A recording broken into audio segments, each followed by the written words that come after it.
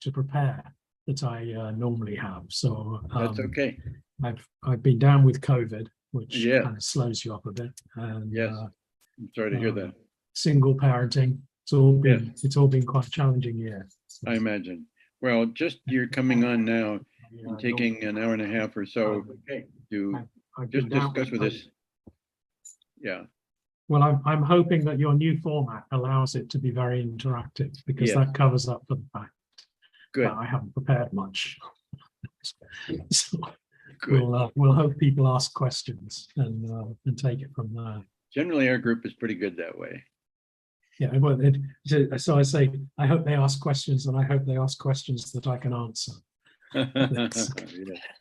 Can't guarantee that, but you'll do your best, I'm sure. Right. And you're very honest, and you don't make presupposed answers, and people really appreciate that. Yeah, good. And I will endeavor to do that. My comments, I have thought, sort of try and bring a degree of realism into some of the things that are going on that I think is helpful. Okay. Can I let the people in the waiting room now, Stephanie? Certainly. Yep. Okay, I'll do that. Okay. And then so they can see my slide at the moment, can they? That's on their slide as well. Right. I don't know that. Sorry about that. In case you didn't twig, that was Alexa who thought that I'd said something to her, and she decided to contribute to our conversation. That happened to me the other day, starting a Zoom. All of a sudden I've got Siri speaking. That had never happened before. We are constantly being monitored nowadays. And I don't think I said anything that should have tipped her off to come active.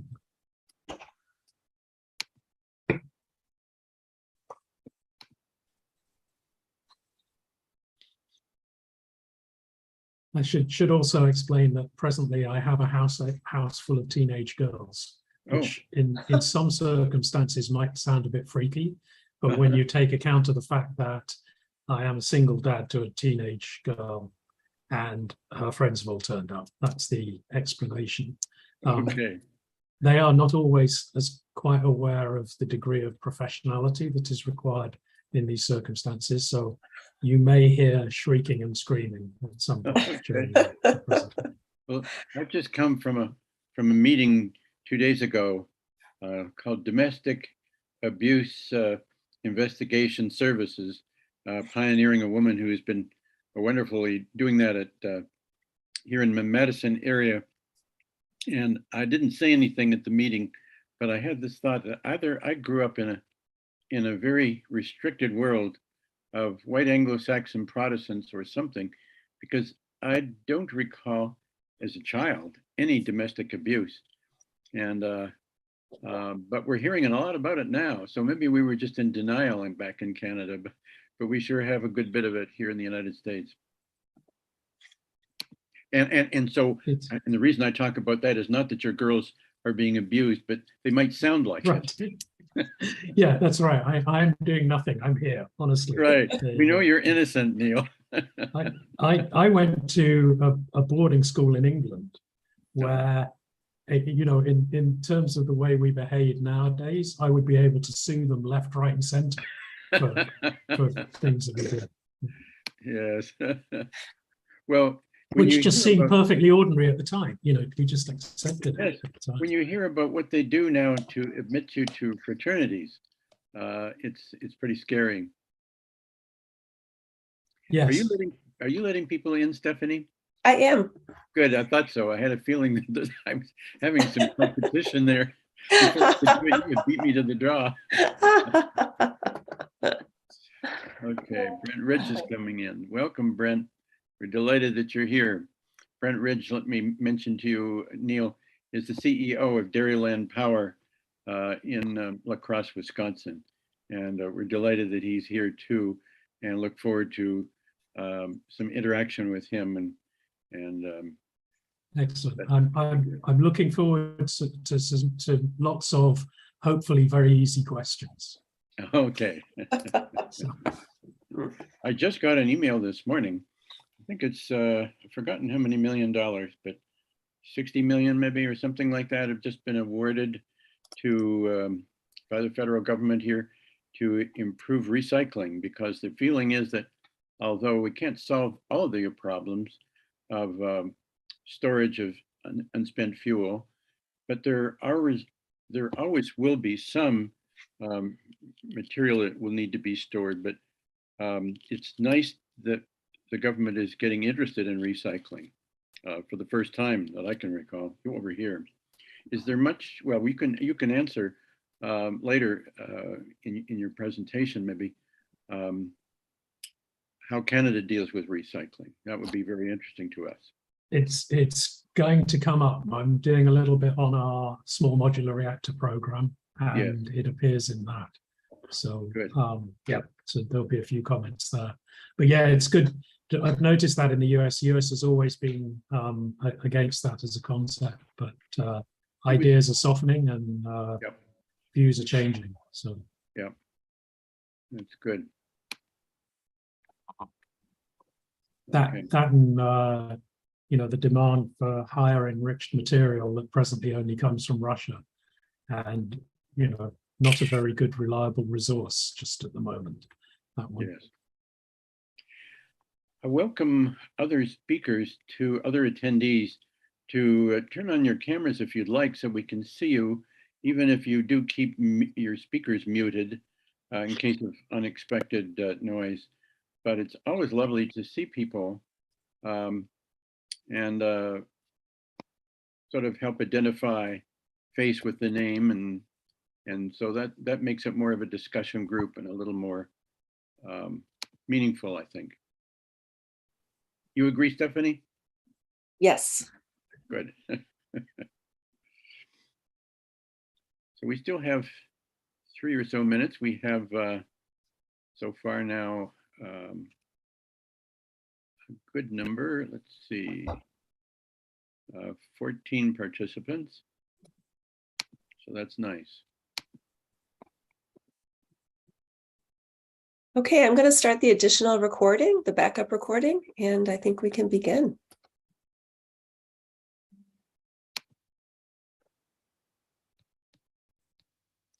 Excellent.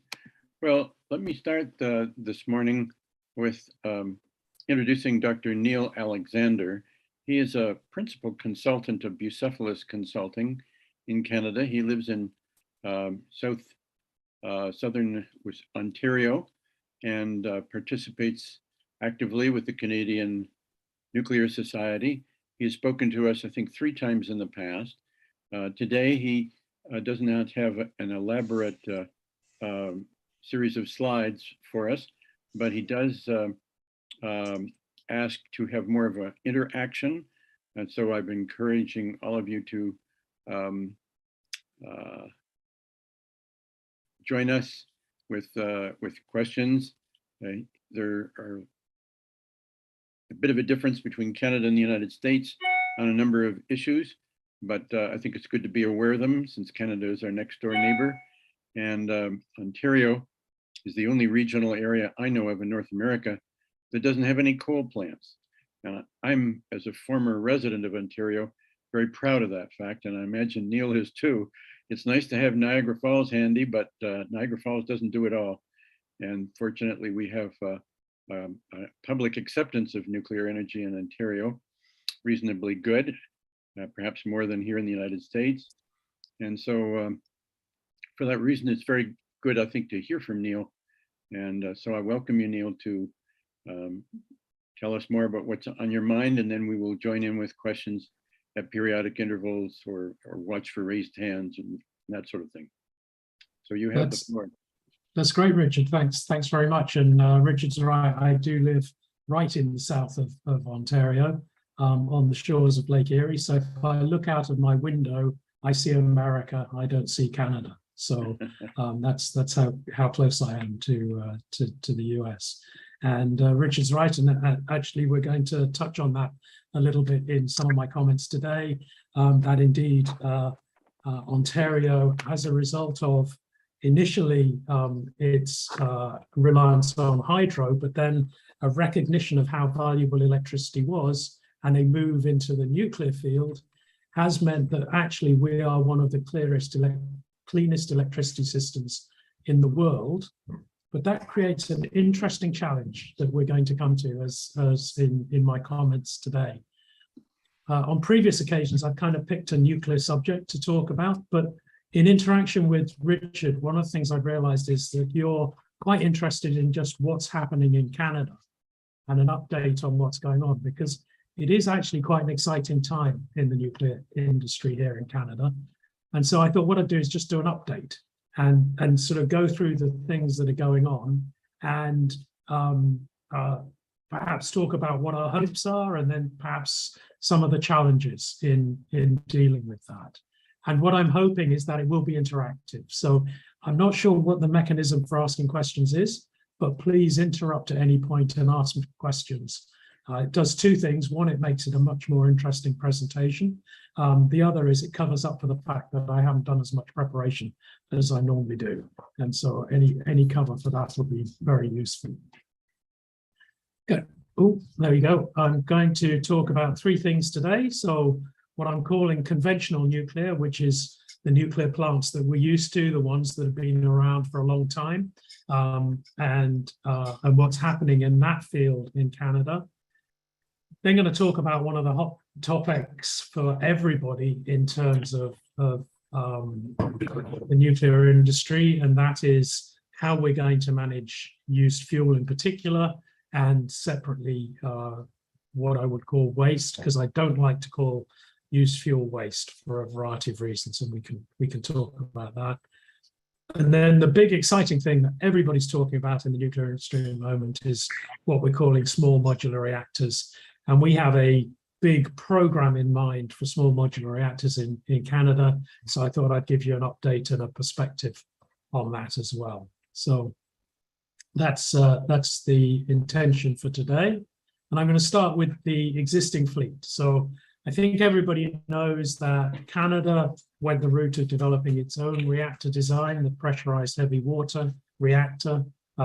It basically boils water in the same way that every other nuclear reactor does, but instead of using one big vessel, it uses pressure tubes, a whole variety of pressure tubes going through a calandria, and it's based around using heavy water in order to allow its moderation of the neutrons to be done more efficiently.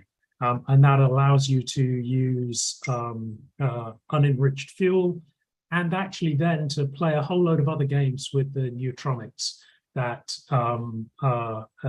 because it gives you flexibility, because you're using your neutrons that much more efficiently. So that's where we are. We have 60% of our electricity historically in recent years has been coming within Ontario, has been coming from the CANDU fleet, and about 15% of the nation's electricity. We have stations, 3 stations in Ontario, 2 with 8 units and 1 with 4 units. We still have an operating unit out at Point Lepreau on the east coast, and we had an operating unit for a long time in Quebec, but they decommissioned, or they took that out of service 4 or 5 years ago, maybe more. That kind of thing happens as you get older. You can't remember quite when things occurred, but that is in the process of planning the decommissioning and then going forward with the decommissioning. If we look at the 8 units at Bruce, they are at the moment going through a process of what they're calling major component replacement. It's actually what historically we've referred to as refurbishment. The reason Bruce has called it something different is that they like to make sure that whatever they do is different to what their rival Ontario Power Generation have done. So they started the program calling it refurbishment. So Bruce Power had to call it major component replacement in order to be different. There may be other reasons, but that's the only one that I've managed to establish. They have 8 units, and that will, when some of them have already been refurbished, some are in the process of refurbishment.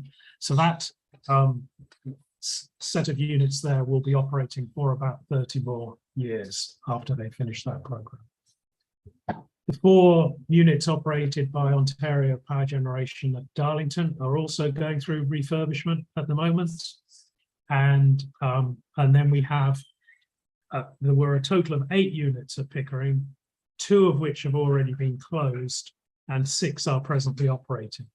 So they were due to close in 2024 to 2025, and a program of closure had already been planned. So that's pretty imminent.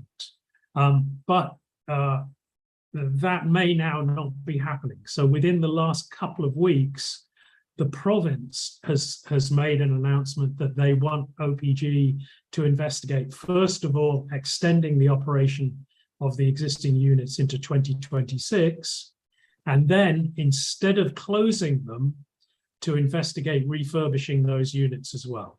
So that, question? Yes, please do. Being a former resident of Ontario, but leaving quite some years ago, I'm not familiar with the distance between Pickering and Darlington. Could you tell me a little bit about that? So Pickering and Darlington are both very close to Toronto. East of Toronto? East of Toronto. Okay. And they are, gosh, I guess about 20 minutes drive from each other, maybe slightly longer than that, but not far apart. And they're both on the shores of Lake Ontario, just to the east of Toronto. Thank you. Okay. Pickering is an interesting station because it was built on the outskirts of Toronto, and Toronto has expanded to essentially come right up to the gates of Pickering.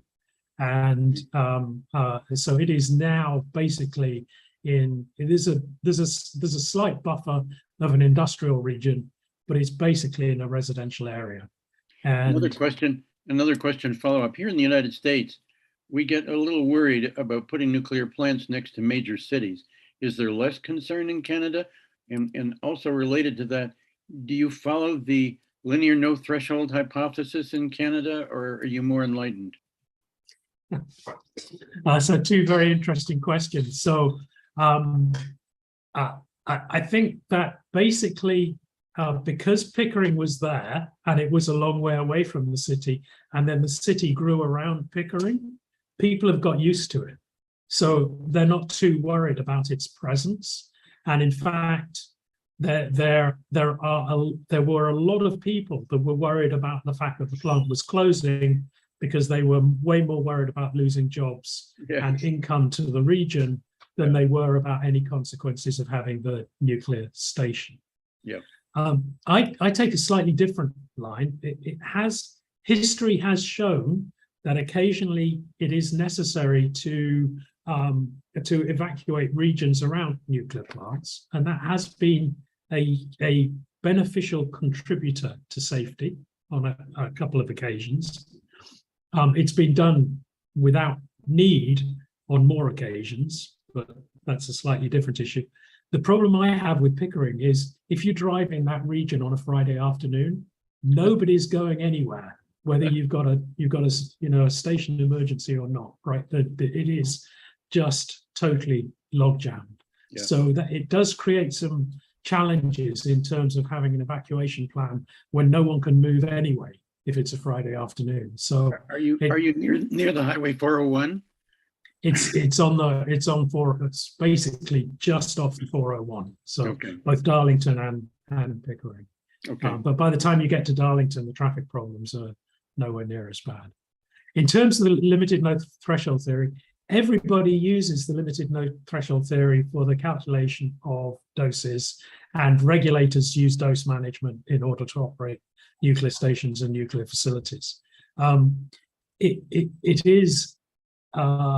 There is almost no evidence to support the idea that there is a limited no threshold. Almost all the evidence suggests that there is a threshold, and there is a good body of evidence that actually suggests that if you go below a threshold, it's bad for your health. Like there is an optimum level of radioactivity to which you should be exposed.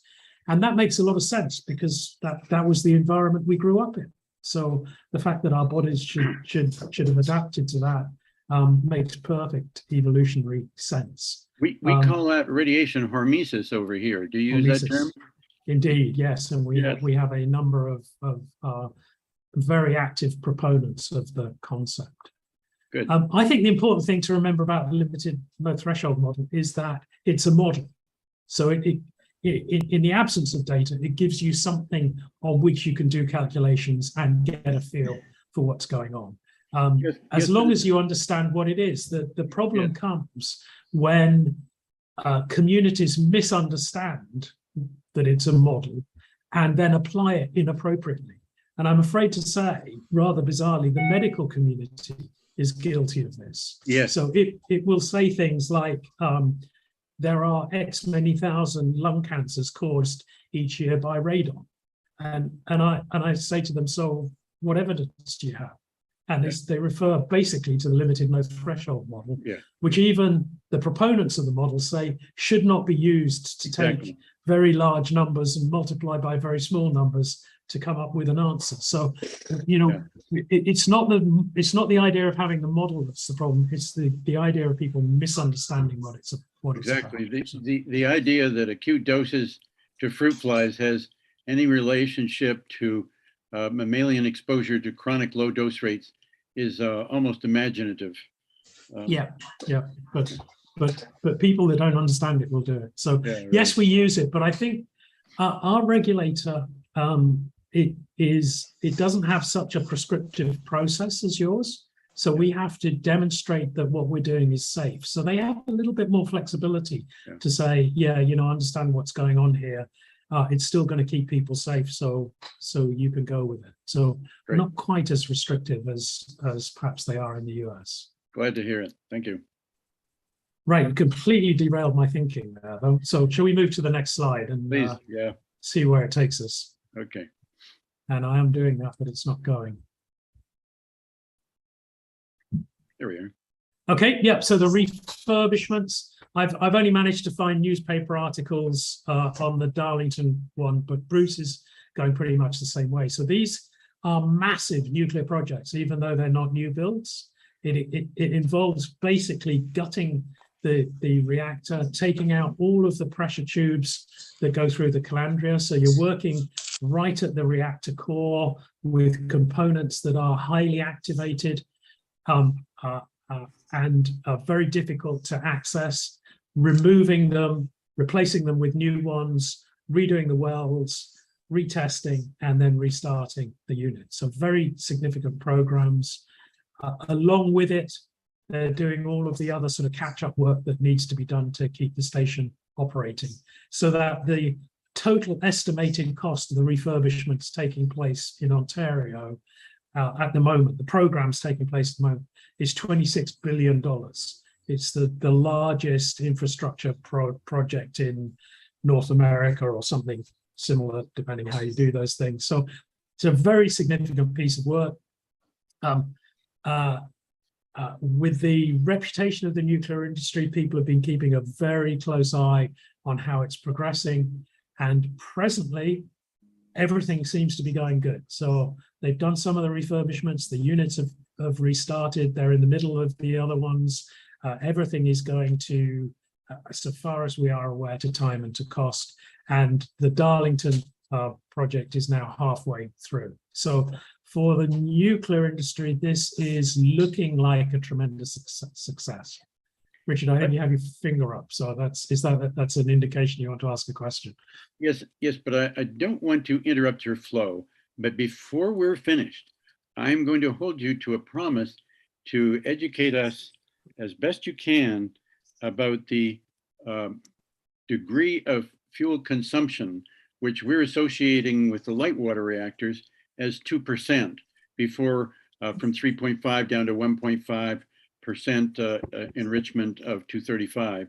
And I'm very curious to know, heavy water and the systems of the CANDU reaction change that. I keep hearing words that might be much higher, but I don't know. And at some point in your talk, since we're dealing with this issue of Darlington, I would like you to address that, if you would.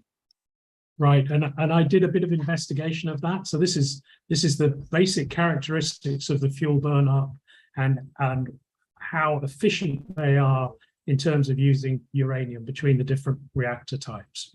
And I got a whole load of really confusing information. Right? So that's my overall summary to it. So far as I can tell, the greater neutron efficiency of the CANDU reactor using unenriched fuel enables you to get more energy out per uranium you mine than you will get from a light water reactor. You get about 50% more. But where it gets confusing is that your real problem, because uranium is a really common element, which is something people don't appreciate. So in the early days, we thought that it might be a challenge to get the uranium we needed to run the industry, because we hadn't really gone looking for it. And when we started looking for it, we kept finding it in fairly concentrated deposits all over the place. So over a period of time, the nuclear industry has given up worrying about its access to uranium. So how efficiently it uses uranium is a relevant factor, but not a desperately important one in the modern world. What's probably more important is how much used fuel it produces. Yes. And so far as I can tell because CANDU is using unenriched fuel, the volume of used fuel it produces is higher, but the radiation from it is lower. So basically, it's a matter of take your pick as to which factor is most important to you. And it's really a choice thing, because there is no overriding factor that says this is the most important thing. So basically, heavy water reactors have some advantages, light water reactors have some advantages. That's a great explanation. Thank you so much. I've been wondering that for years and years, and you explained it very clearly. Well, I only explained why you hadn't managed to get a decent answer to the question for years and years and years. Yes, you have. But it's fascinating. And the more and more I read about nuclear energy, the more complicated it becomes. All the different subtleties of design, the permutations and combinations are mind-boggling, and I think that partly scares the public off too. I think one of the points I make to everyone, because routinely people come up to me and say, "What do you think about this reactor? What do you think about that reactor?" Because they've become an enthusiast for that reactor, and I basically say to them that if anybody is telling you that the answers are simple, then they're either naive or they're lying.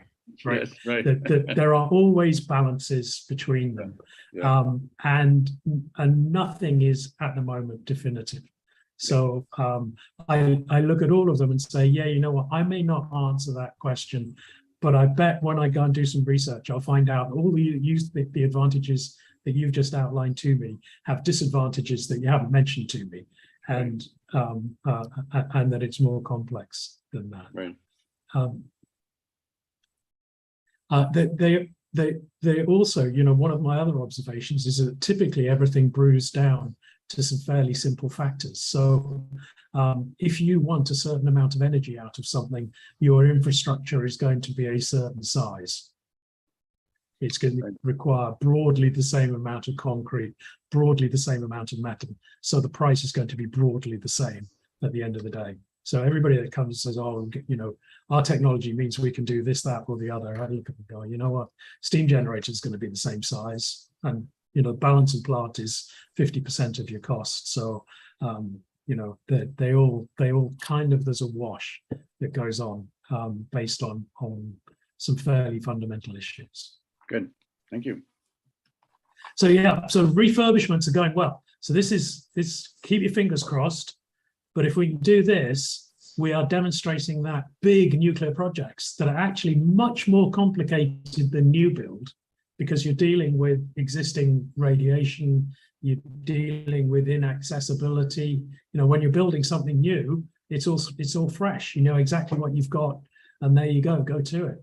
This is way more complicated project than a new build project, massive in scale, and the nuclear industry seems to be at the moment delivering on time and to cost. So that will be a huge benefit on a going forward basis to get past the argument that the industry is incapable of building new big projects. So fingers crossed, that's all heading in the right direction at the moment. Then we have the change of plans for Pickering. So Pickering, as I said, originally 8 units. They are smaller and of an older design than the other CANDO units. And half of the station, the A units, they closed down and then endeavored to restart. And it was a very expensive program on which the industry overspent dramatically from the original expectations. The original expectation was that in terms of restarting, they could grandfather the original design criteria. And actually, the regulator very quickly said, no, we now need you to build everything to a modern standard. So when I say overspent, there is no comparison between what they thought the project was going to be and what it ended up being. Richard, do you have a question? Just probably just a simple one that I'm concerned about. Are all CANDO reactors pressurized water reactors, or are some of them boiling water reactors? So all CANDOs are pressurized heavy water reactors. Okay. That is the basic. So you don't have any boiling water design. We don't have any boiling water reactors in Canada at the moment. No, and I suppose that one of the big reasons for that is you want to preserve your heavy water. And so having a second pathway allows you to save water, right? It's a little more complicated than that. And we touched on this on a previous presentation, yeah. But when the Canadian nuclear program started shortly after the war, there were 2 things that led us to go the heavy water route. One was the Allies had chosen Canada as the place to make all their heavy water, so we had the stuff, yeah. Right? So as basically a byproduct of being far enough away from Hitler's bombers that we could make it safely. So we had heavy water, but we didn't have the ability to make large pressure vessels. Right. So the core of our reactors would have had to have been made outside of the country and imported, unless we could make small components. So actually, going towards a pressure tube approach rather than a pressure vessel approach allowed us to do all the manufacturing in Canada. And so that's the reason we chose to go with the CANDO design and then stick with it. And your pressures are about 100 atmospheres? I don't know the answer to that one, I'm afraid. I'd have to go and find that. Roughly. Ours are here, I think, and Brent would know the answer to what ours are like here. I've forgotten offhand, but I think it's a fairly high pressure. 100 atmospheres is pretty high pressure. I honestly have no idea. It's not something I've ever thought about and would hesitate to comment on. So. Okay, thank you. That's fine. Richard, I used to know the answer to that, but I don't anymore. I like that answer. That makes me a little more. Thank you, Brent. So. Don't worry about it at the moment. Okay, fine. So the announcements we made about Pickering, first of all, to extend the license to allow operation for essentially another year, and then to investigate whether some of the units or all of the units can be refurbished to continue operating. So that's another huge piece of good news for the industry. But let's just investigate that a little bit further. So first of all, it wasn't the industry's idea. We had an individual who runs an organization called Canadians for Nuclear Energy, who's actually a surgeon who got a bee in his bonnet about nuclear energy and about extending the life of Pickering, and has been lobbying very hard. So that's the gentleman here, Chris Kiefer. And I think he was largely responsible for getting the Ontario government to rethink what it was going to do about nuclear and to reconsider Pickering. Good for him. The other issues that we had to think about is if we didn't restart Pickering, we would have no choice but to move to gas. Oh dear. Which means moving to fossil fuels, because basically there's a recognition that, we put in quite a lot of wind and solar. It was not desperately successful from a cost point of view. It's very unpopular with the public. And there's a reluctance to move forward with the unreliable renewable technologies. So basically, the only thing that people could see as an alternative would be to burn gas. With an expanding population and increasing demand for electricity, it's compounding the problem. Or we had an alternative if we didn't keep Pickering operating, and that's blackouts. And I think, or brownouts, some kind of rolling control of the electricity demand, which again was not popular amongst the Ontario people. And without Pickering, actually, we'd probably have been burning gas, and we wouldn't have been able to build gas plants quick enough to keep the situation going. So we would have been burning gas on the existing plants in greater volumes and probably having blackouts as well. So so you might say that for the cynics, this was an easy decision for the government to push the industry to try and keep nuclear operating because nothing else worked. So it was possibly initiated by Dr. Kiefer, but it was a logical conclusion to the situation we currently find ourselves in. Richard. Another question, sorry to keep bugging you, but you are speaking as though Canada, I know you don't intend to do this, and I don't mean this as a criticism, but the message I think that we're getting is that Ontario and Canada are one and the same thing, and we know they're not, because Ontario is 60% nuclear, and Canada is only, I think you said 15%, so a big difference between 60 and 15. So my question is, what's happening in the other provinces? We know that Alberta is sitting on a lot of oil, and British Columbia has a lot of hydro, but there's a lot of other provinces in Canada that I guess Manitoba might have a plant somewhere, I'm not sure, but we don't hear about the rest of the country. Can you fill us in a little bit on what the attitudes are? Well, as an Ontarian, I can answer that very simply. The rest of the country doesn't matter. No. So Canada is a very diverse association of provinces, and their energy systems are very, very different. Yeah. So Quebec and Manitoba both have very large hydro reserves. Yeah. Right. So if you've got very large hydro reserves, use them. Right. There is no point in doing much else. Mm-hmm. British Columbia has significant hydro reserves, but it's kind of they're more distributed, so a little bit more challenging to tap the power and get it to the right places. And they've been backing that up with fossil fuel consumption.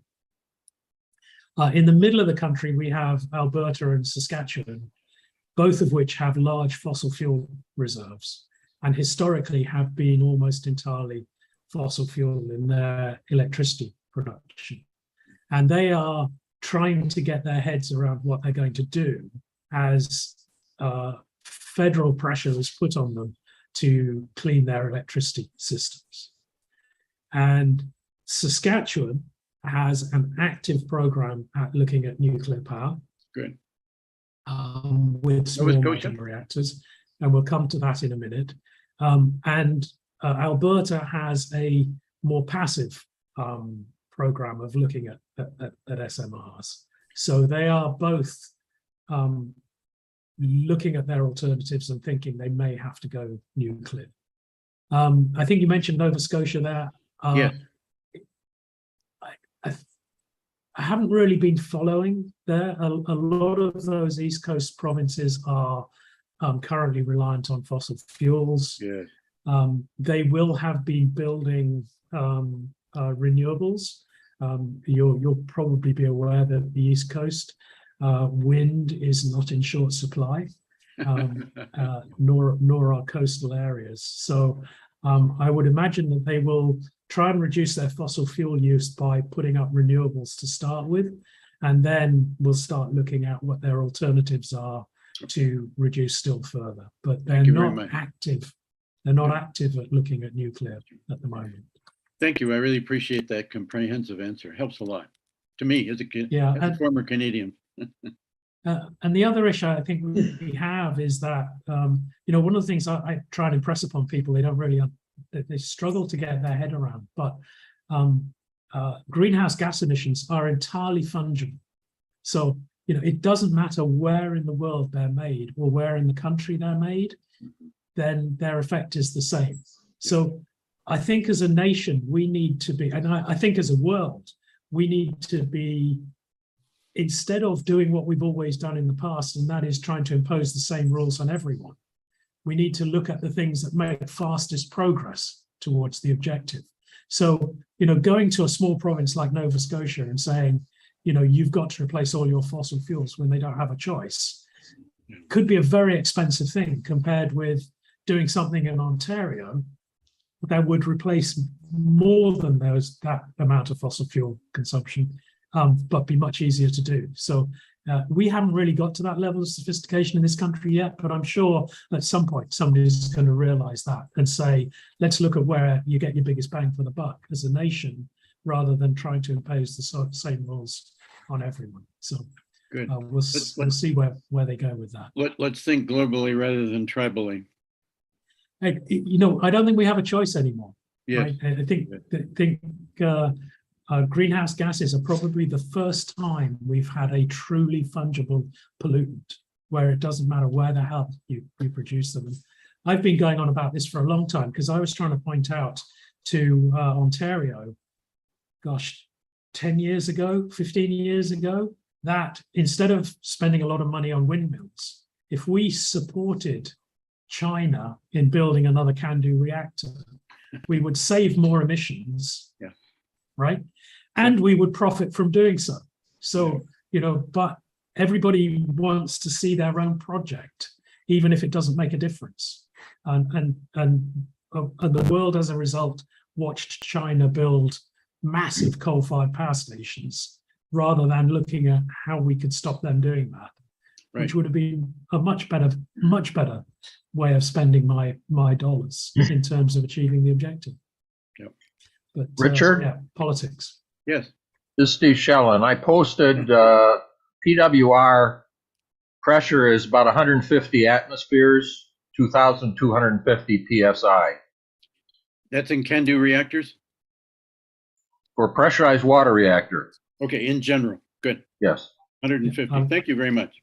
I'll try and find that out for you for another occasion as to what categories run at. That's what it is. Yeah, but Stephen, you're talking about pressurized water reactors, light water reactors in Canada. I guess my question was. I'm talking about PWRs in the U.S. Yeah, that's exactly right. I'm sorry, I meant U.S. And the question I was asking was, do the CANDU reactors have the same pressure? My guess is yes, but no. I don't think there's any reason why they would, because we're using pressure tubes rather than pressure vessels. Yeah. So the criteria would be very, very different for the way they operate, and that's why I just have no idea. But I don't think they need to be necessarily anywhere near the same. They're much lower. Are they? Well, thank you, Stephen. All right, we'll look into that. Thank you much. So anyway, so back to Pickering. Yeah, it was just an obvious decision for the government to try this, and I think we're all pleased to see it. But it does have some interesting consequences. So we deal a lot with the anti-nuclear groups who immediately got very excited about this. And one of the things this one group, the Ontario Clean Air Alliance, have been saying for a long time, and I use this because I have a number of themes about lies, damn lies, and statistics and the way people manipulate things. So, firstly, if Pickering closed and we went to gas, we would be burning more fossil fuels, and that looks bad. But actually, if you are in much of America where they're going from coal to gas, it's seen as a good move because it's producing less greenhouse gases. So we are only being seen in this bad light as trending towards more fossil fuel use because we happen to be so clean in the first place. Yeah. So we're ironically being punished for having been very good corporate, very good international citizens for a long period of time. Yeah. And now, because we haven't kept that up, now we're going in the wrong direction, but we're still better than the people that are apparently going in the right direction by doing the same thing as us. Okay, thank you. And then we see this wonderful use of statistics. So, 600% sounds quite frightening, doesn't it? So Ontario's gas-fired power plants by 375% and by 600% by 2040. Sounds like a lot, but actually it's still going to be mostly nuclear, and then there's still going to be only a small proportion. It is just that if you take a very small number and change it by a bit, it has a very big percentage effect. So I just love the way people manipulate statistics in order to try and make a point, when actually when you get behind the statistics, it's not making that point at all. So we'll increase our gas-fired generation from not very much to a bit more than not very much. So not quite as bad as they seem. And the largest irony of this statement by the Ontario Clear Air Alliance is that because they have so avidly fought the nuclear industry for so long, they have actually contributed to the situation we find ourselves in. So now they're saying you've got to build gas. Well, we've got to build gas as a result of the actions of people like this that didn't think through what they were saying when they said the things they said. So there's a huge irony in the situation that we currently find ourselves in.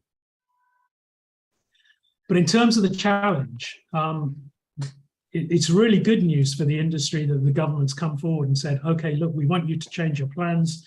We don't want you to close this station. We don't want you to decommission it. We want you to extend its life for as much as possible to see ourselves through an immediate crisis scenario. And then we want you to see whether you can extend its life. Tremendous, except that it does create some very significant challenges for the industry. The first is that because of the licensing that currently exists, we've got to go forward and prove that we can squeeze that extra year out of the plants. And because we're starting from a standing start, there's a lot of work to be done to prove that. And we'll come to what some of that is. But then, in very short order, we've got to develop a plan for the refurbishment and to cost that refurbishment effectively. Now, we're going to be better at doing that because we've just done a massive program of refurbishment, so we've got evidence of it, and we can do it with a greater degree of confidence. But one of the reasons we were successful with the refurbishments that we're currently going through is we took a lot of time to plan them and make sure that we got them right, which included a lot of, going around the plants and assessing, exactly what the state of the plant is, exactly what needs to be done, making sure that we weren't going to suffer scope creep because we knew exactly what the scope was. Now we're being rushed into doing the same assessment for some older units that are of a different design. So it is going to be difficult for the industry to do this, and somehow we've got to make sure that the politics of the situation we've been forced into doesn't lead us into doing a bad job and confirming people's fears. So, Richard. You're emphasizing refurbishment, and I'm glad that you are. I think it's fascinating to learn. My impression is that your refurbishments are related to the CANDU reactor, its design and its fuel and its heavy water and all of those things. And I'm wondering if you think that the cost of maintaining a CANDU plant with its refurbishments required at certain intervals might be more than the cost of shutting down our plants to refuel. It used to take us 3 months, and now, as I understand, we have it down to 6 weeks. And the plants welcome that. They pre-plan it. They usually have more than one reactor at a station, and they do a lot of other things besides refueling. And so my impression is that refueling is not as costly as refurbishment. Would you like to comment on that? That would help us to understand it better. Yeah, and you're right that the two are kind of related, but they're not directly related. So one of the benefits we used to sell CANDO on was the fact that you could do online refueling, because you've got pressure tubes. Right. With the fuel in the pressure tubes, you could poke the fuel out of one channel and replace it with fresh fuel without stopping the reactor from operating, and that was a huge benefit, particularly when American stations were taking huge outages in order to replace their fuel. As you become more efficient, that has eroded that benefit of a CANDO. But it was only one of the benefits of CANDO. One of the disbenefits, as you point out, is that after 30 years, because of the design, you do have to gut the very important parts of the reactors. So basically, the pressure tubes are zirconium.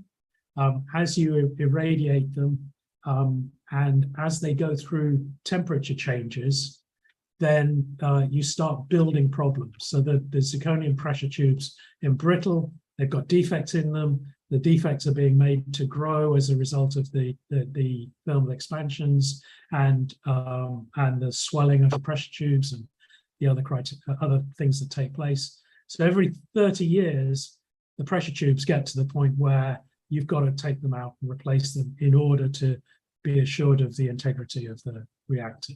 Thank you. And that is an expensive business. In the overall economics of reactor operation, I don't think it's all that significant, just because of the time period. So, you operate them for 30 years, then you have to do a bit of a rebuild, then you can operate for another 30 years. There is nobody's planned it yet, but there's no reason why you can't take out the pressure tubes again and extend the life to 90 years. Good. Bit of a nuisance when compared with a light water reactor where you don't have to do that. But in terms of the overall operating of the economics, not a major issue. And certainly once you've got your CANDO reactor, all of the economics are showing that retubing and refurbishing the unit will give you the cheapest possible electricity that you've got on an ongoing basis. So it's a worthwhile exercise to go through with. Thank you. Okay. Could I break in a second, Richard? Sure. This is Stephen Shellen.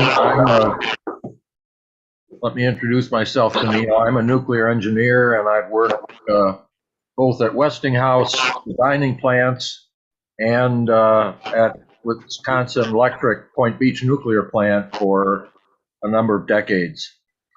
I would say that the comparison that you're making should come out about equal, because you get to the point where refuelings sometimes are not lengthened by anything that is nuclear. They're lengthened by things that are on the generation side, valves and pipes and heat exchangers, and these apply to any plant that uses pressurized water or boiling water for producing electricity. I would say that they're very comparable, just different ways of achieving the same end. It's like if you had a factory that had a lot of product to send out, you could send it out on a lot of pickup trucks, small deliveries, or one big truck that stops at a lot of places. You'd get the product out there. It'd just be two different methods of doing it. I think that's a very good way of putting it. Yeah, and it goes back to the conversation we had earlier that said, nothing's black and white. It's all, shades of grey, and they overlap, and it's never a clear-cut case. So, yeah. Good. Thank you. Yeah, Richard. Yes. I have a couple questions. I'm sorry. Who's speaking? George. Oh yes, George. Sure. Yeah. Go ahead. I saw a diagram of a CANDU fuel rod, which appeared to show a spring in one end. If that's a spring, is the function of that to keep the pellets in close contact? So I'm not sure. There are a number of things that go on that could explain that. But so one of the things that they do is they have spaces that we call a garter spring that go along the pressure tubes that keep a distance between the different components. And that's important because of the way that the irradiation causes the pressure tubes to swell and change shape. So you need to keep the spaces in there in order to have the flow to keep the coolant and the neutronics working. Okay. So I suspect it was one of those that you saw, but I not seeing the picture, I can't be absolutely sure. Can I interject again? PWR vertical tubes, so you have zirconium with uranium pellets in it, has a spring at the top also. It's basically to keep the fuel from moving around, which gives you changes in the neutronics. So you want to keep the pellets in contact for no other reason than when you're moving control rods or doing different things, the fuel isn't moving due to expansion or vibration or anything of that nature. Okay, I have one more question. Can you hear me? Yep. Go ahead. Okay. Per unit of electricity generated, can you compare the amount of spent fuel for CANDU reactors versus LWRs? And is the composition approximately the same? Yeah, so we touched on that a bit at the beginning, and I did a bit of investigation of that beforehand, and it's very difficult to actually sort out all of the details. But it does appear, from what I can tell, that CANDU, for the amount of energy that is produced, will produce a greater volume of used fuel. So we'll have larger volumes, but of material that is not as radioactive and not as heat emitting. So it depends, what's your criteria for concern? Is it the volume? Is it the nominal danger of the fuel? At the end of the day, I think it all basically comes down to economics, because none of the other issues really matter all that much. Okay. Is there any way you would supply us with a diagram of a spent pellet from a CANDU reactor so that we could compare it to an LWR spent pellet? So the pellets are about like that. Yeah, no, I'm not about that long. I mean the content of the spent pellet. Oh, the content. No, I have looked for that kind of information. I'm sure it's out there, but I have not been able to find it. Huh. So not in a clear and crisp way. Well, it would be, if you find it, it would be interesting.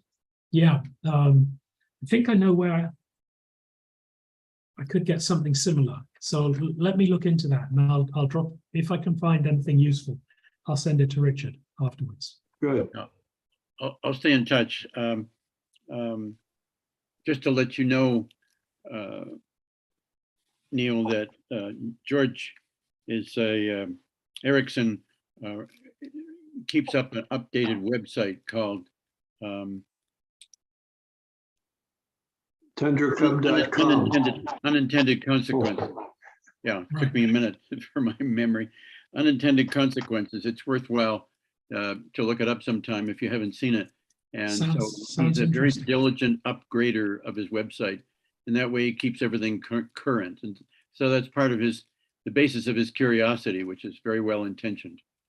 Right, I will look that up. Thank you. My apologies for not being able to Richard. answer the question. Richard, the website is tundracub.com. Okay, yes. I've got another input to that, and I would say that that's kind of a simplistic question for a complex issue, Yeah. because you have to go back to the raw fuel that's mined. Yeah. You have to go back to the raw fuel that's mined and then look at the fuel that comes out, and what happens during enrichment process on the PWR side versus the CANDU side. Yeah. Quite right. Yeah, and you're right. It just becomes incredibly complex, and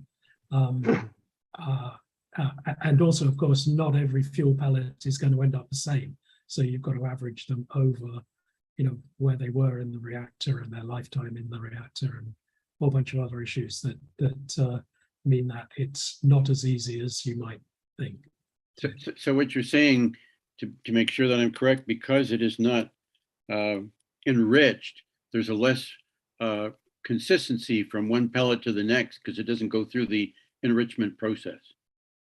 No, they'll actually still be consistent pellets when they go in, Okay. but each fuel pellet will be will receive different neutron doses depending Okay. upon where they are in the reactor, Okay. how long Thank you. they're in the reactor, where Sure. they're shuffled to in the reactor. So Okay. there's a whole load of management to try and keep the burn up in the fuel pellets the same, but they will all be different Yes. when they come out. So, Okay, thank you. so Okay. just another quick observation on Pickering.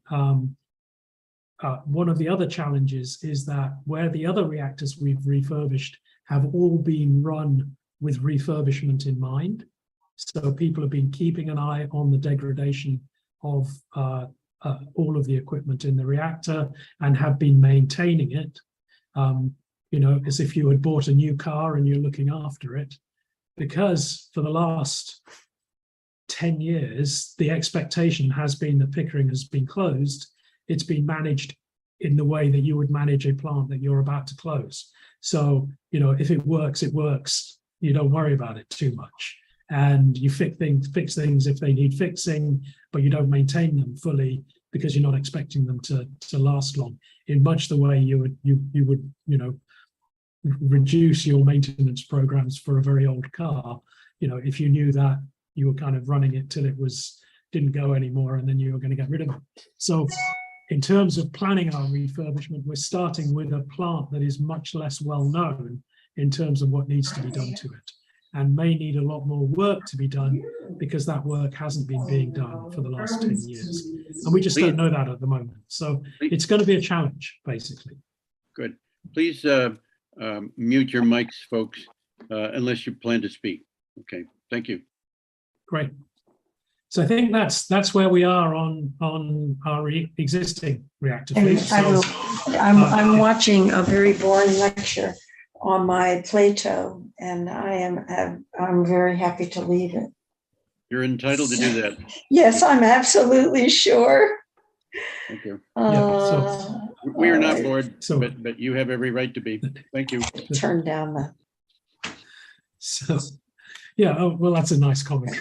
Anyway, so I'm not sure what to say about that. Shall I move along? Well, actually, shall I do a bit of a dance? I didn't get in on the beginning of this because I was having trouble getting in, and it's on refurbishing nuclear. Right. Ginny, we can hear everything you're saying, Ginny. So you might want to consider muting. Why am I having trouble here? There we go. But somebody in your household, is it? Okay, sorry. There we go. Good. Okay. Right. I really don't know what to do now. I was like, perhaps a song and dance routine, but hopefully I can entertain you a little bit more with waste and used fuel management. So we have talked a little bit about used fuel. Before, our plan is to build a DGR, in a deep geologic repository in Canada. We have an organization doing that, Nuclear Waste Management Organization, and they have 2 sites in Ontario. They started with, I think, 27 sites that volunteered themselves, and they went through a process with all of them, and it's now down to 2 sites. They were going to be making a decision in the autumn of next year, and now it's been delayed by a year.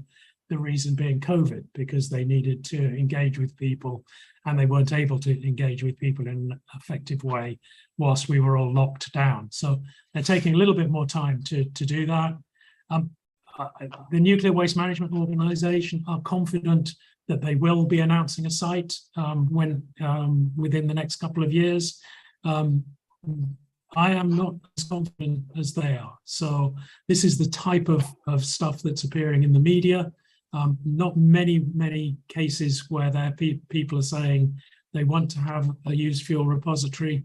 Lots of people getting media attention by saying that they don't want to have it. So we are at risk within the next couple of years of finding that we have no site and having to go back and reconsider the process.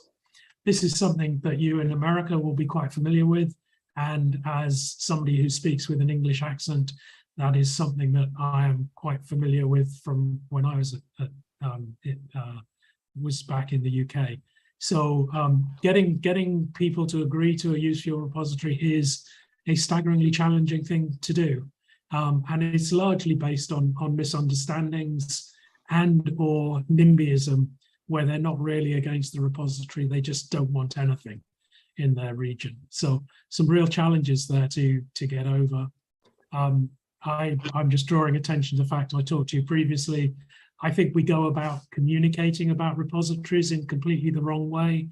And that I did 10 articles that endeavored to tell people, why they shouldn't be scared of repositories and to do it in easy to understand terms that kind of took the fears that they expressed and said that can't happen, guys.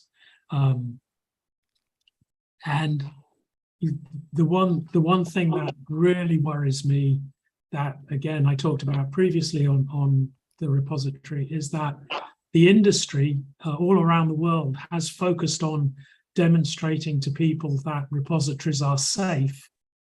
But the problem with that is that managing used fuel on the surface is safe. So that's not a driving force to actually build a repository. And what we have failed to do in Canada, and what I think people have failed to do around the world, is to make people understand why we should build repositories and why it's better for us that we get on and do that. And I think we've been handed 2 very important factors in the recent history that says, yeah, you know what, it makes sense to go and get this done and to do it now. And one of those factors is COVID, and the fact that there was a risk that we could have been hit by a virus that meant we could not properly maintain our nuclear stations. And my argument is, where in that circumstance, where do you want your used fuel? Do you want it on the surface or do you want it underground? And I think it's very clear that to people, when you put it in that context, it's better off underground, and that we should get on and do it. And the second issue that I think really reinforces the point is Zaporizhzhia, the Ukrainian reactor that currently has all its used fuel stored at the surface. And in a circumstance where a war is taking place, again, where would you prefer your used fuel to be? On the surface, where it can be accessed and where somebody might maliciously do harm to it, or would you like it half a kilometer underground where nobody can get to it? And again, I'm clear which one I would prefer. Yeah, Richard. Are those fossilized shark teeth in the person's hands? Those are not fossilized shark teeth. Those are shark teeth.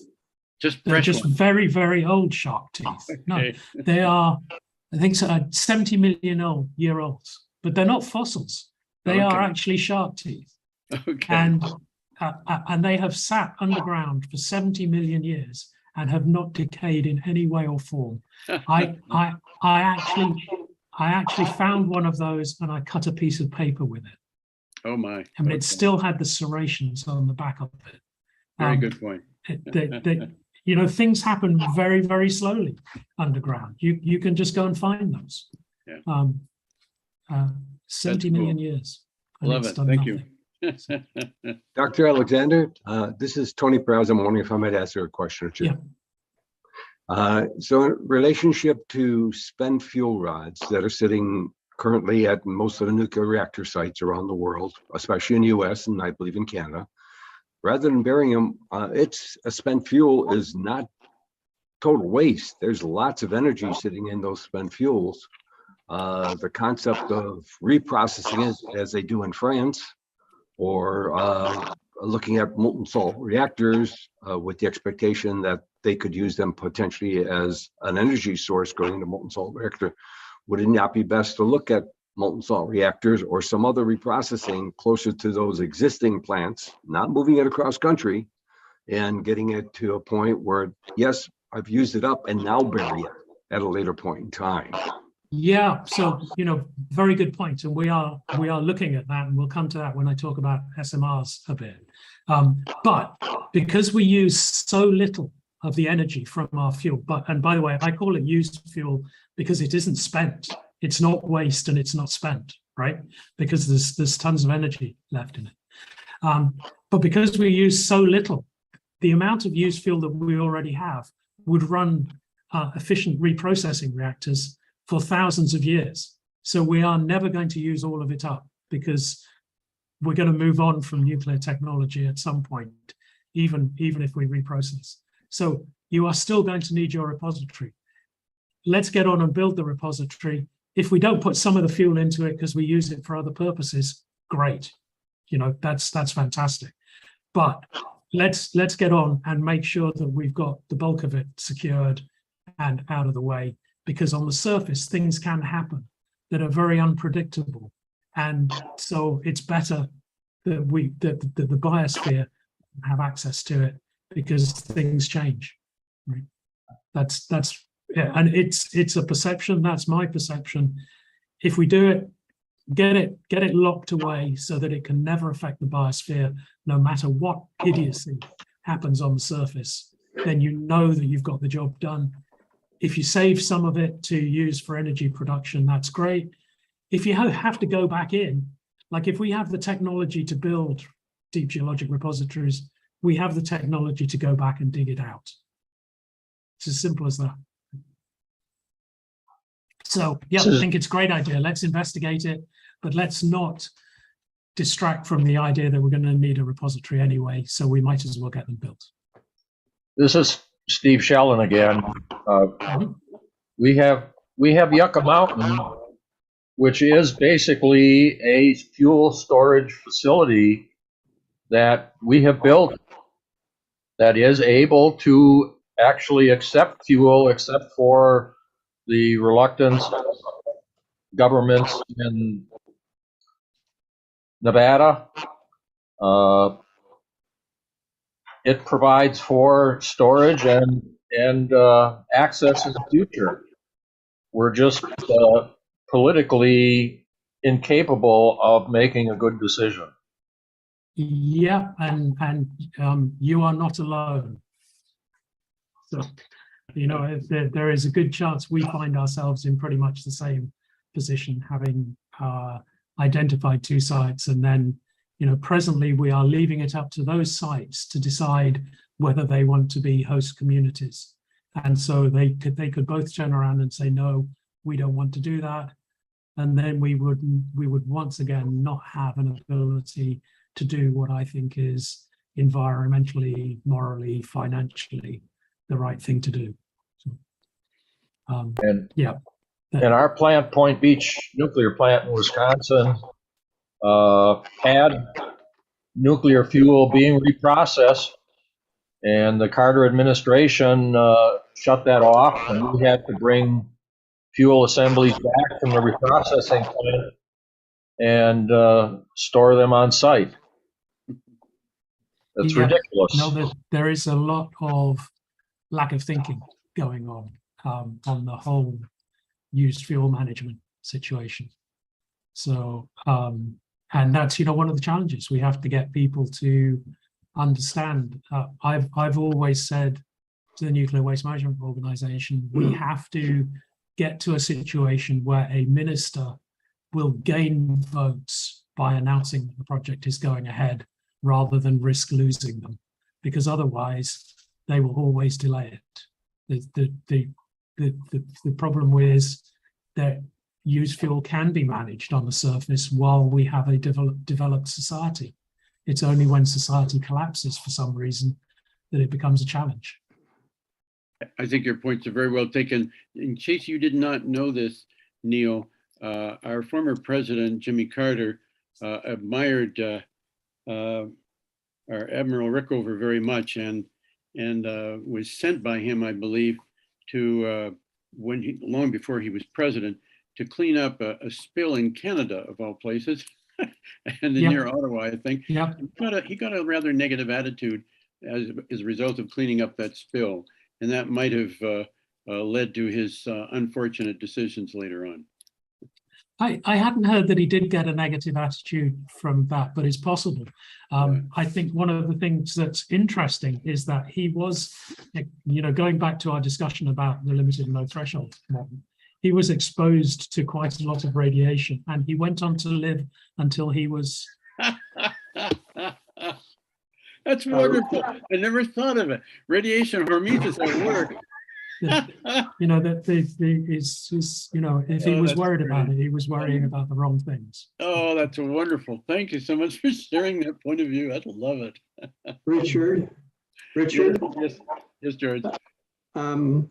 I read that Carter discontinued the recycling program because it was during the Cold War, and Russia was concerned that we'd be rescuing or getting securing plutonium from these end products, and he did that as a trade-off to calm down the Cold War. Yeah, that's probably true also, and so ironic considering that we bought a lot of warheads from Russia and powered our nuclear reactors for 10 years after the collapse of the USSR. Talk about irony. Yeah, I think we're all wishing we'd done a few more. Right. As well. But, I've got a I think question. that's true. I think, one of the other things I'd say about reprocessing is that historically the approach has been taken basically an aqueous approach. So it involves dissolving the fuel. That makes a large quantity of material that then becomes difficult to manage. Yes. And also the chemistry allows you to separate out the plutonium and create weapons-making material. Right. The new reprocessing techniques that people are looking at today use thermoelectric process. So basically electrochemistry of a molten fuel. That doesn't escape very easily and is in a very small volume. And because of the way you do it, it's much, much harder to separate out the plutonium because it doesn't separate out in the fractions that you want. So you can't really use it to make bomb-making materials. Good. So the decision about reprocessing that Carter would have been making would be a very different to the one that's being made today. Good point. And Richard, you and I were talking just before this started about the fact that the US is now looking at these new techniques much more seriously because they don't have the same problems that they had in the past. Right. Good point. This is Lou. I don't know. You guys hear me? This is Lou. Yes, we can hear you, Lou. Yeah, I just have a quick question related to this. And you talked about nuclear activation, Neil.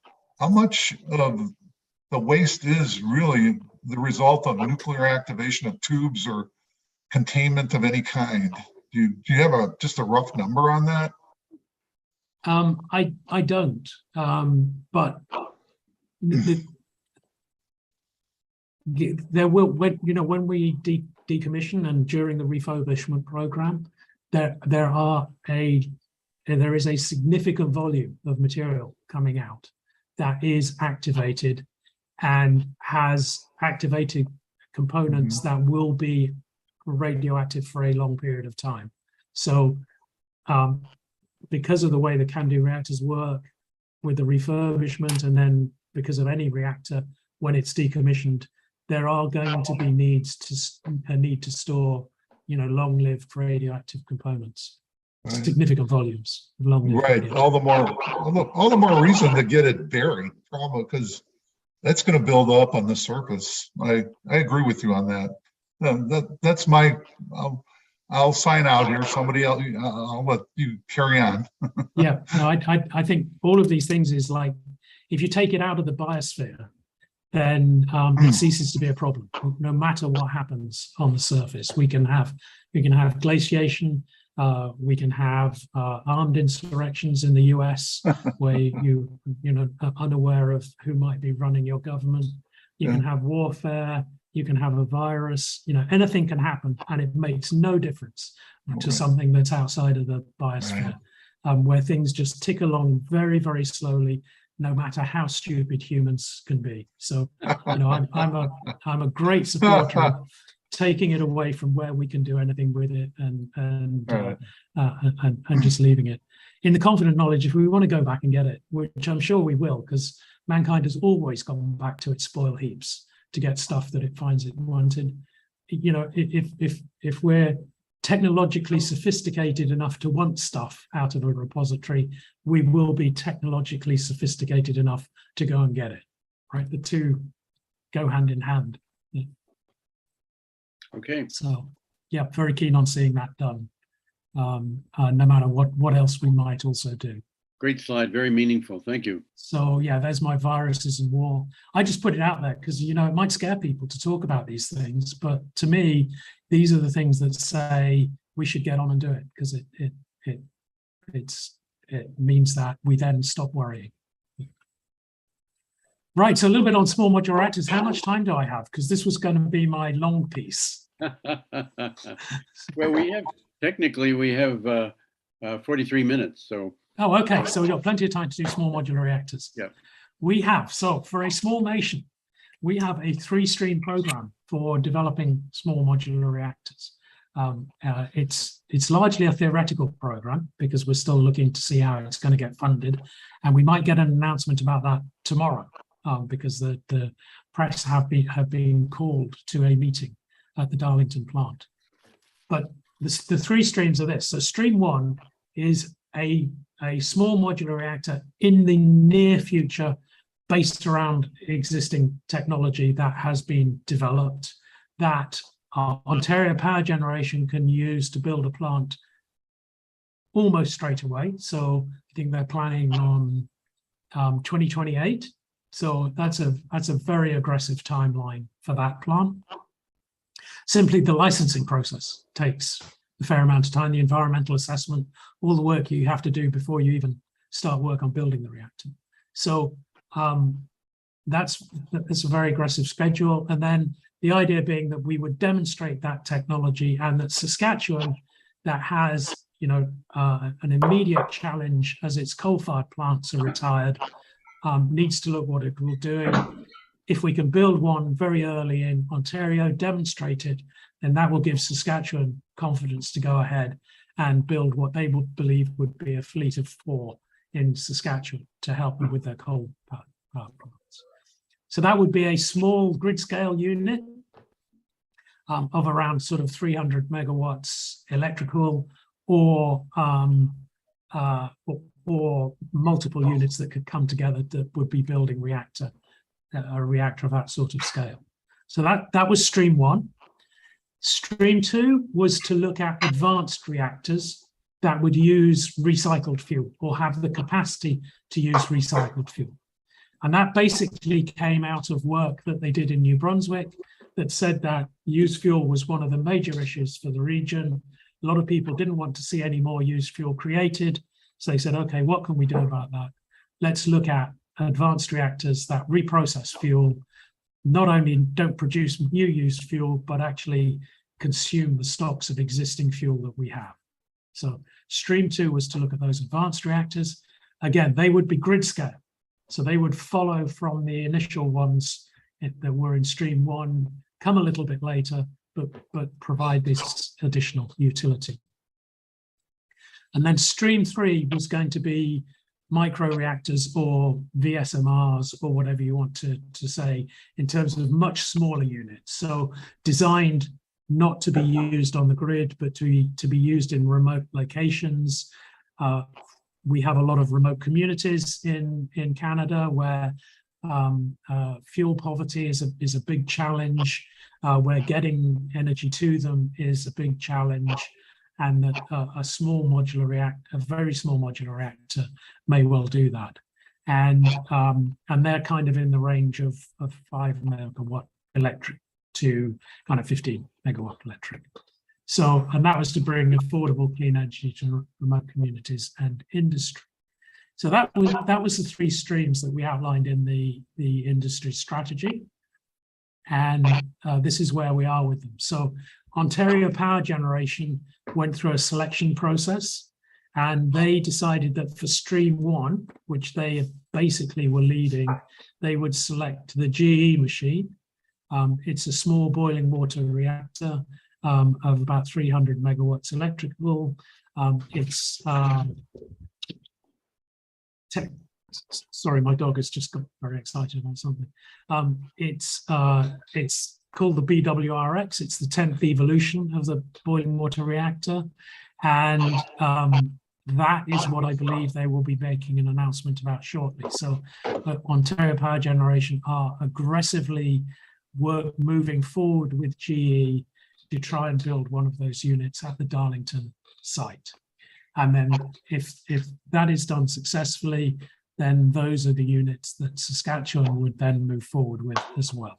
So boiling water reactor, very much of the type that you've seen, but just with lots of design improvements, including being largely built below grade as the unit. So that's our stream 1. Stream 2, we're looking at 2 technologies. So both Moltex Clean Energy and ARC Clean Technology have offices and establishments out in New Brunswick, because New Brunswick are taking the lead. The ARC Clean Technology is it's a sodium-cooled fast reactor, about 100 megawatts electric. You'd fuel it, and because it's a fast reactor, very fuel efficient, so it would have a 20-year fueling cycle and designed with a 60-year lifetime. Sodium cooled, and again designed to be what they call inherently safe. Although I say what they call to be inherently safe, because I don't like the term, because anything that's running with neutrons at high temperatures with spinning equipment and producing high voltages is inherently dangerous, and it is only made safe through engineering. So I called engineered to be completely safe. Moltex Energy, same sort of issues on the way it's designed from a safety point of view, but it is a stable salt reactor.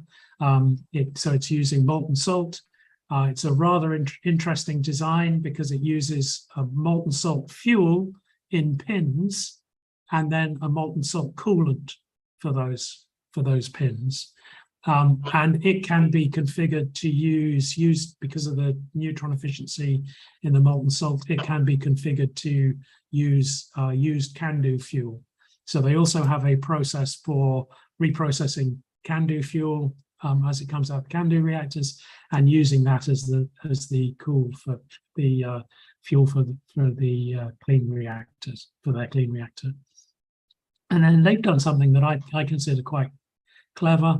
Because they're running at higher temperatures, they can actually store energy as heat and then call it off when needed to either supply heat to a district heating system or to run it through turbines and produce electricity. So by using this buffer, it allows the a reactor to run full scale, full steam all of the time, meeting more than the baseload requirements in the province, and then during peaks, during times when it's overproducing, to store that energy, and then during peaks to release that energy. That economically is very, very beneficial, because peak energy is that much more valuable than the baseload it demands. So that's quite a clever addition to the system, which in fact any high temperature reactor could use and create that buffer, adding to the economic value of it. So they are both progressing. They have got industrial commercial funding to do the development, and they have both got some government funding to support their development, and they are progressing that with a longer term timescale than the Stream 1 reactors, but still with a view to having them operating in the foreseeable future. So they're talking about the 2030s for building demonstration units. Again, I say they're talking about it because I think those are very optimistic schedules for the things that they are trying to achieve. So both reactors would claim they're using existing tested technology, but they're using it in a very different way to that which it's been used before. So we shall see how they progress. And the idea would be that they would then, Stream 2 reactors would then be grid connectable reactors that would come in after, when the ones that have to be built now are being built, when there's a little bit more luxury over time, we might then transition to these advanced reactor designs.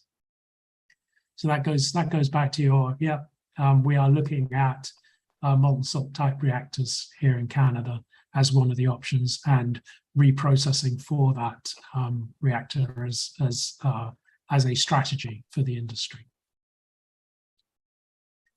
And then we have the small ones. We have USNC, an American-based company.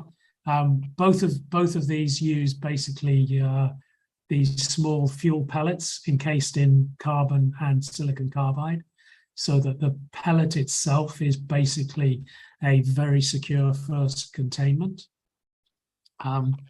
USNC are building I'm trying to think, 15 megawatt electric reactor for their design. So small scale small but significant scale communities, and possibly mine sites and industrial sites of a significant magnitude.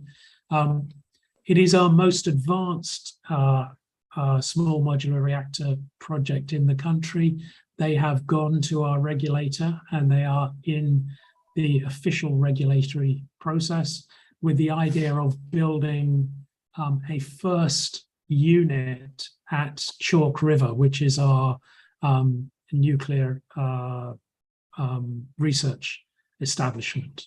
So it's really proving the technology rather than necessarily the viability, because obviously the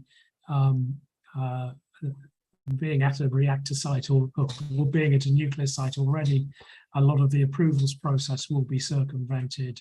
You'll be able to establish that there are people nearby that can support it and all of those issues. Whereas if you then try and demonstrate it in a remote site, that will be an increasing challenge. But from a technological point of view, that is going ahead.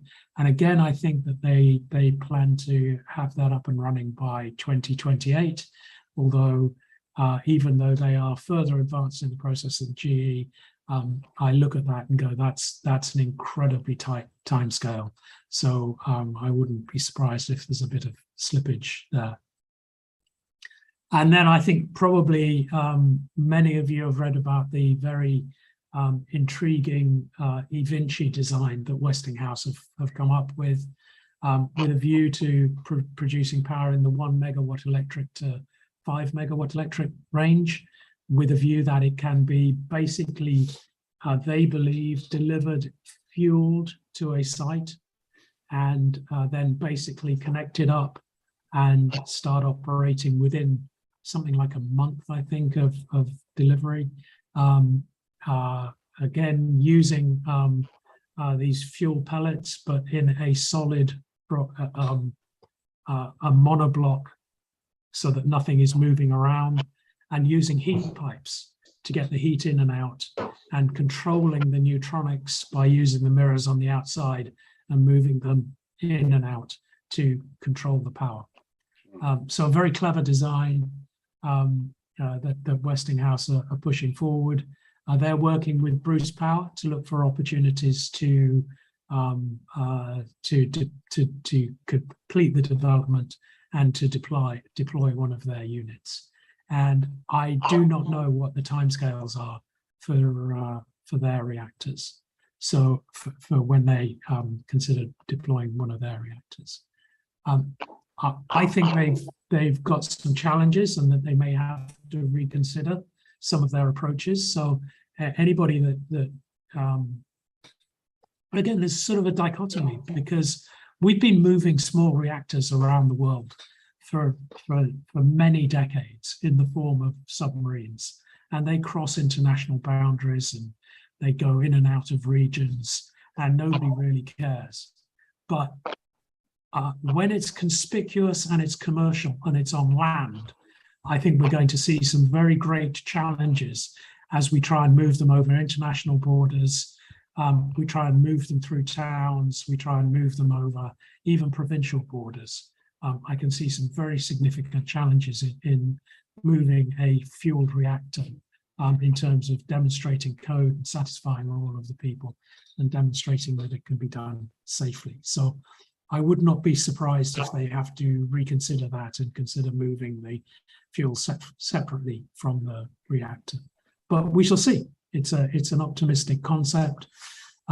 They also believe that at the end of the operating life, they will just be able to pick the whole unit up without decommissioning it and move it back to some kind of home base where they will be able to deal with the fuel, so that they'll be able to say to a customer, you know, you will have no remaining liability of any kind, because everything will have been moved, no decommissioning to be done. So an interesting concept. And as I say, I have some concerns, but if they can do it, then that's going to radically change the face of the nuclear industry and the type of customers that it will be able to service. So we have 3 streams with 5 reactor types. We have a number of others that I haven't done slides on here that are being developed in Canada and that still hope they might enter the stream, that fit into the stream process, not actually being promoted as part of it at the moment, but where they hope they will be. So that includes people like Canada's own, I've forgotten their name. So sorry. Terrestrial energy. Yes, thank you, Richard. Sure. So they are developing a molten salt reactor and making progress with that. They haven't been selected by anyone within the streaming process at the moment, but they are developing markets in the US. And obviously, as a Canadian design, we would wish them every success.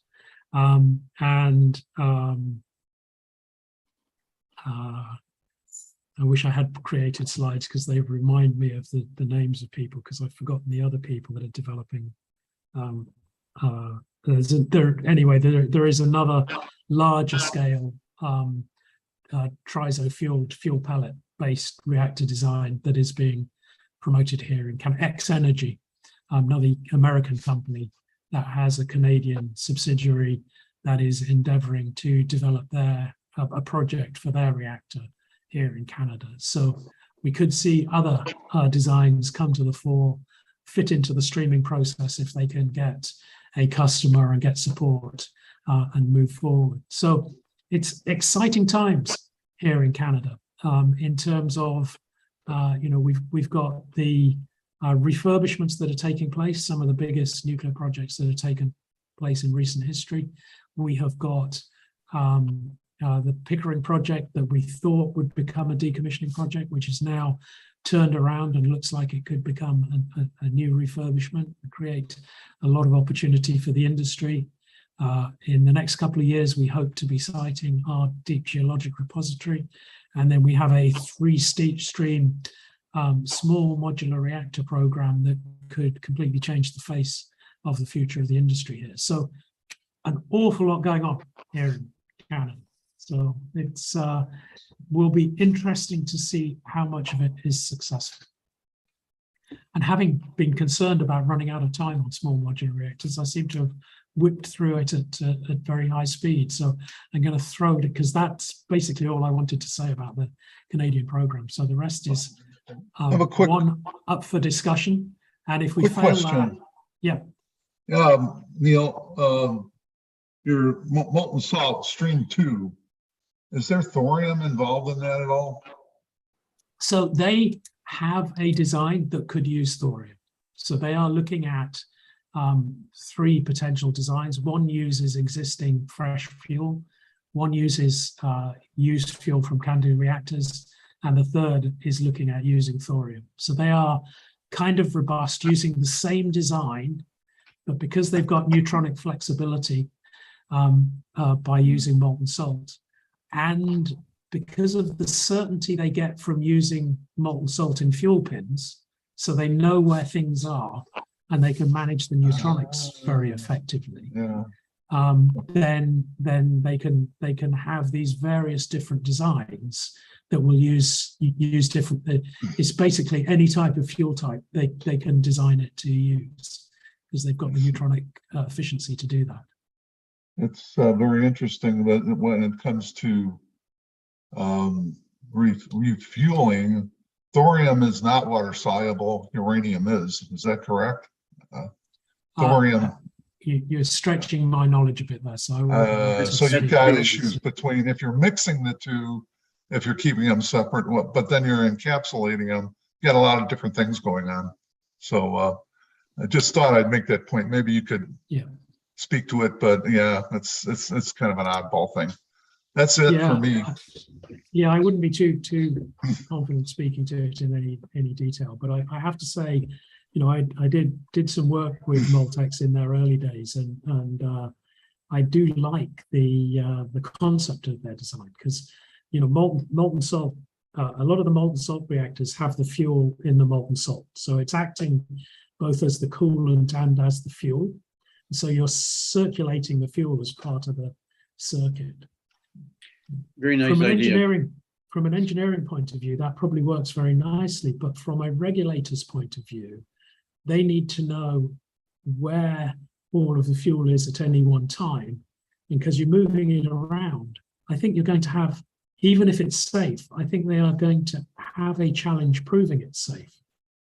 Because I think having something that's safe and having something proven to be safe are very different things, right? So I agree with you. But one of the safety guards that people think of when it's liquid fuel, they think, well, it's always liquid, but it's very hot, and as soon as you have a leak, it solidifies. And on top of that, you have a built-in plug that's frozen, and as soon as you lose power, that dissipates the fuel. So there are a couple of pretty powerful safety factors there that are theoretical, but as you say, haven't been proved yet. We haven't had an accident with them yet. No, but DOE, for instance, is concerned about, okay, so you have a leak, how do you handle the mixed fuels? I mean, because they have very different properties. How do you deal with it? And that's the way DOE has approached a lot of molten salt, I think, and left it alone over the decades. Yeah. I have a quick question for plus 3 others, but let me just ask for the moment, because I see there are a lot of chat questions here that I'd like to read, but just a quick one. If you look, Neil, at the future of molten salt reactors, do you think that they will mostly be fueled with uranium? That seems to have been as opposed to thorium, that seems to have been the experience here so far, although we don't have much experience in this country except at Oak Ridge. But is it that people are used to uranium and prefer to fuel a molten salt reactor with pure uranium and just skip the thorium? So I'm only offering an opinion. Yeah, sure. And that's all I'm asking. And I think the industry is more comfortable with evolutionary steps than it is with revolutionary steps. Yeah. So that I suspect in the long term we will see, if indeed no other technology has come in to replace nuclear entirely over the period, because we're talking about long periods of time, that we will see first of all molten salt being used with fresh fuel, because it creates certainty, and regulators like certainty. So when you start with uncertainties and saying it could be this or it could be that, you're creating a problem for a regulator, even if this or that doesn't make a difference. Sure. They need to know what they're regulating. And as soon as you start using used fuel, as soon as you start using another fuel type, then they don't have the certainty that they have. So I suspect things will move in evolutionary steps. We'll have molten salt reactors designed using fresh fuel, then they'll use used fuel. Then if we start finding a challenge with that, they'll use thorium. Good. So let me, that's great. We've got 25 minutes, but I wouldn't want to miss other people's questions here. Lee wrote in, Lee Gasper Galvin, a question that you might not have accurate numbers for, but maybe a general drift of an idea. She says, in Canada, what is the cost of power production per kilowatt hour for nuclear versus coal versus gas? So like many things we've said here, it's not as easy as it sounds. Yeah. Because things got sort of manipulated throughout history, and we wrote off debts and things so that effectively some things were subsidized, other things weren't subsidized, and so there is no clear answer. Yes. What we did find is that the refurbishment projects, so taken that you've got your reactor and assume it's paid for, and you then need to go ahead and refurbish it, and then you'll produce electricity after the refurbishment's finished. So you're looking at the investment in the refurbishment and then the operating costs thereafter. Yes, it's very difficult. That was the cheapest electricity that we could buy. So when they did the business case for the refurbishments, it clearly showed that the best investment for the province was to refurbish the existing reactors. Okay, thank you for that. On an ongoing future basis, no one has yet given us any real indication of what the SMR program might cost and what they might cost in comparison to other power sources. But all of the vendors are claiming that they are cost competitive with the alternatives. So that they sure, with carbon taxes and stuff like that, they all believe that they are on the right track. I think the challenge is that they have been doing it from engineering estimates, and that a large part, as you move to smaller reactors, the project cost becomes a more significant proportion. So doing the environmental assessment, getting public acceptance, financing, all of those things have a different cost profile. So at the moment, I do not believe we have any idea what electricity from our small modular reactors will cost.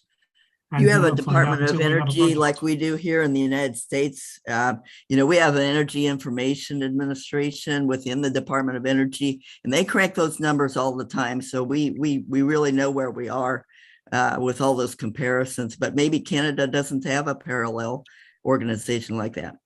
Well, we have our parallel organization would be Natural Resources Canada, and it is not a direct comparison at all. So typically Natural Resources Canada are dealing with things like forestry and coal mining and stuff like that. So the nuclear industry is a bit of an outlier for them, and they do not deal with it in the way that the US Department of Energy would, in that they're not really advocates for the industry. Yeah, it's a very different situation. Another Okay, question thank that you. Lee asks, I'm going to ask it for you, Lee.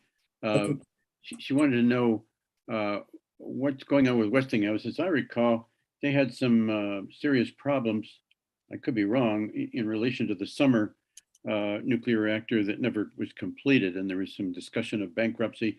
Has Westinghouse recovered pretty well? Everybody's been a little concerned of how they're doing. So yeah, so Westinghouse is now a Canadian company. Oh, they bought it. That's right. I forgot about that. Yeah. So Glad to hear you guys have it rather than the Chinese.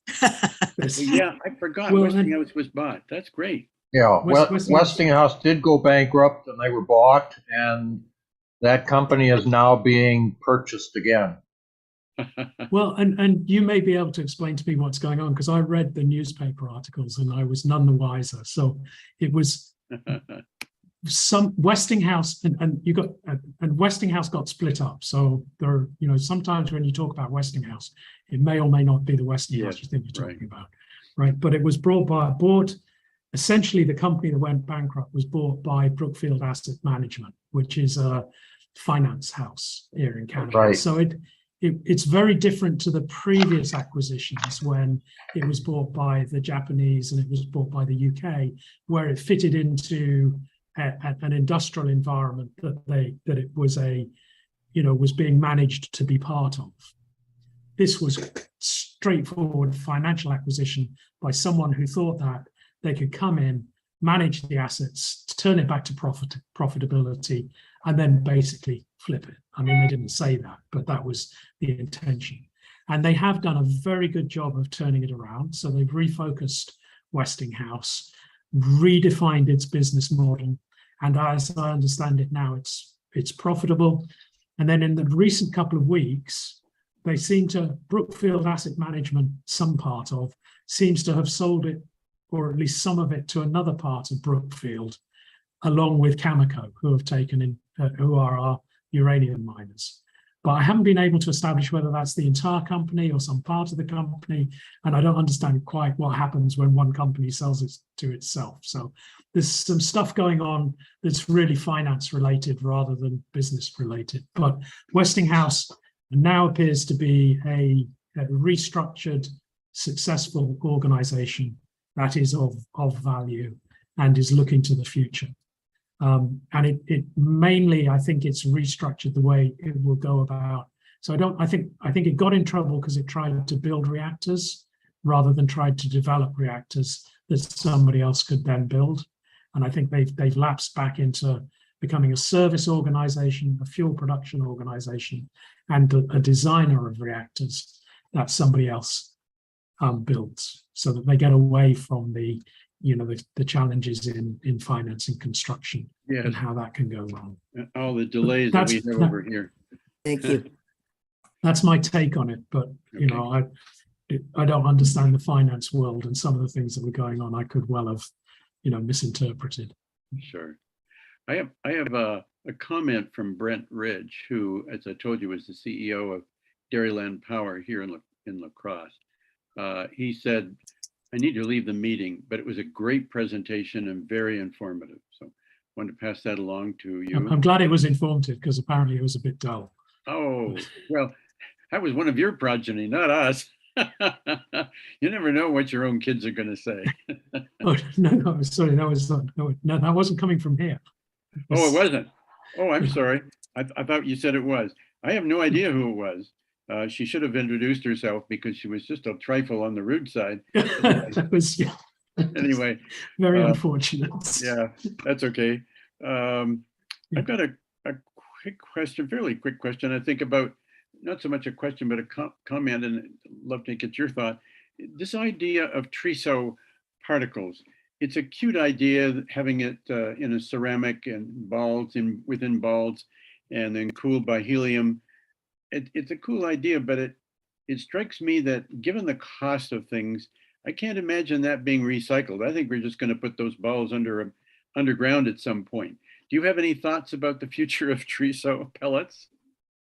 Yeah, and it's like everything else. It's not quite as simple as people try and portray it. So yeah, the chances of it would be a very expensive and very difficult process to reprocess TRISO pellets. Yeah. So basically, you are saying we are going to put them underground, and I would imagine that they also, and I could be very wrong on this, but I would imagine that in order to get the spacing appropriate and all those other issues, you could end up with very large volumes of stuff having to go underground. Now, that may or may not be a big issue because they might be very safe underground. Yes. But none of that has been proven yet, or what it would cost, or how you would manage it when it does that. Yeah. And you might not I have a bit of a. Sorry, you might not have to go through the expensive vitrification process. And so if you're going to bury it, perhaps you could save money in the long run, as long as it's not considered necessary to do vitrification.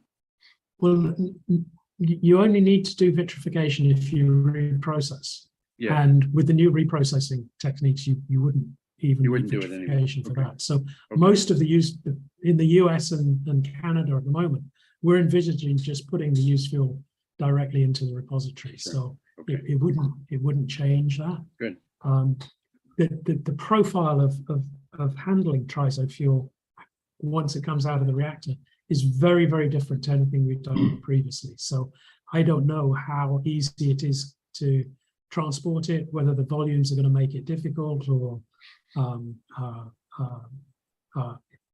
issues such as that, or whether it just becomes really easy because basically you can just toss these balls about and vacuum them up. So I think we've got a lot to learn about that. Interestingly, the story I was going to share with you was, one of the things people were saying was that it's proliferation proof because nobody's ever going to break into these balls in order to recover the fuel, because there's only a tiny pellet of fuel and it's going to be hugely energetic to do it. And that's probably true. Like, why would you do that? But when I spoke to the safeguards people at IAEA about it, they said, yeah, that's true, but the way they manage proliferation at the moment is through knowing where stuff is. And they said, the challenge with a small reactor in the middle of nowhere with a fuel that's quite easy to remove is that we lose control over where it is. So yeah, it might not be very attractive for people to use it to reprocess and do nefarious stuff, but it's actually a lot easier for them to get their hands on it and to handle it. If somebody wants to take a used fuel rod from a PWR in the US, it's going to take them a week on site to do it. You've got, somebody's going to notice when they turn up with a huge vehicle and a team of people to do the job. Whereas some of these, in the middle of nowhere, somebody could sidle up to and take a few balls out every day and nobody would notice. So from a proliferation point of view, on the upside, why would anybody want to do it? Because there's much easier ways of doing it. On the other hand, it makes it easy for them to do it. So yes, I think your comment on proliferation are interesting. I think we really get quite hung up on it. The only example I know of where people have dug up something radioactive is from medical use. There was a cobalt machine was dumped in a dump in Mexico. You probably know this horrible story, but for those of you who don't, people in Mexico sometimes like to go to dumps and see if they can recover some machinery and some gears and this and that. And a family of people got involved, perhaps a couple of guys, and they brought the material home and ended up poisoning about 22 or more people, and about half of whom I think eventually died. It was a tragedy, but it had nothing to do with a nuclear reactor. It had to do with medical radiotherapy departments, of which I'm very familiar, and the possible misuse of those and improper dumping. So there's a one and only example I know of people digging up something due to ignorance and a real tragedy happening. Yeah, I think there are a few other examples where something similar happened, but that's because radioactive materials are used extensively for a whole variety of different things. Yeah. And when you do that, sometimes you lose control, and sometimes that happens. But it's happened to a whole load of other things as well. It doesn't have to be a radioactive material, you know. Anything dangerous that we use a lot of. Well, at least with the radioactive things we can trace so easily with a Geiger counter. One other thought on our fear of things nuclear. When I've encountered cancer patients over about 40 years of practice, I've asked them if they have any fear of the linear accelerators or cobalt machines. And they said, well, no, why should we? We're much more frightened of our cancer. And so everything is relative in our existence. And if we don't have the big threat of cancer, which is a horrible thought, then nuclear becomes much more enlarged and oftentimes unrealistic. I have a quick question for you.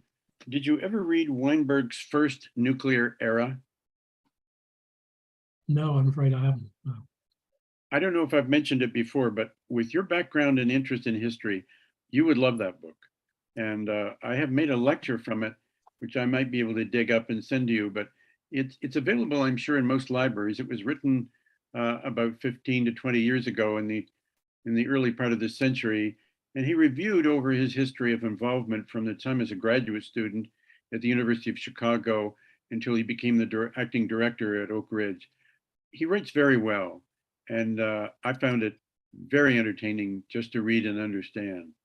I'll look that up. But in summary, what was the error? What was the first error? I'm sorry? In summary, what was the first error that he was writing about? Oh, he's talking about the first era.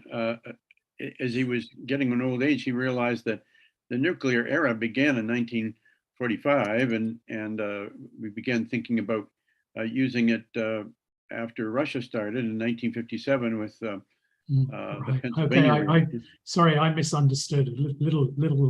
Yeah, that's the first era, and of course it wound up. It was under serious trouble, just recovering from the 1986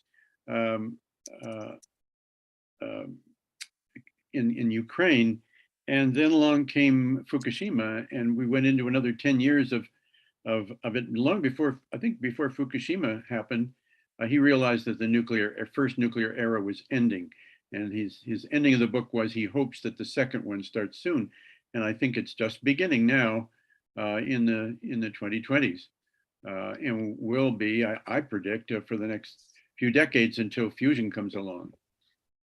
Well, I hope you're right. And as a bit of an undercurrent to my comments here today is I remain concerned that the industry has not learned the lessons of the past and is continuing to make promises that it can't meet, that will disappoint people. So we have this 3-stream approach in Canada.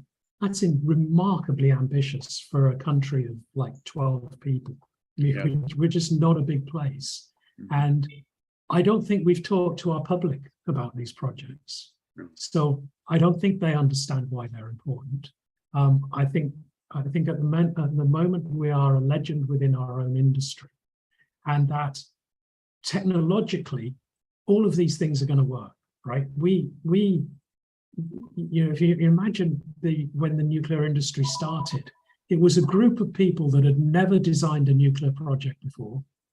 It was a group of people that were working with scientific principles that had been only imagined within the previous couple of decades. And they built the reactors without computers, without knowing, modern technology of manufacturing and stuff like that. And a lot of them are still working today. I mean, it was tremendous achievement. So there's no way that we are going to make technological mistakes with these reactors. We know how to build them. We have models for the neutronics. They're being designed on computers. technologically, we know they're going to work. The challenge is, will they work within the political and public acceptance environment? And I have this incredible frustration that we are doing no work on that. We are just assuming that if we develop a good mousetrap, the public is going to accept it. And I don't believe that to be true. And I wish that, you know, just some small proportion of what's being invested in technology development was being invested in making the public understand why this is important, and getting them to appreciate why we need this, so that when we come to them with projects, they will understand them and embrace them, and we can move forward with them.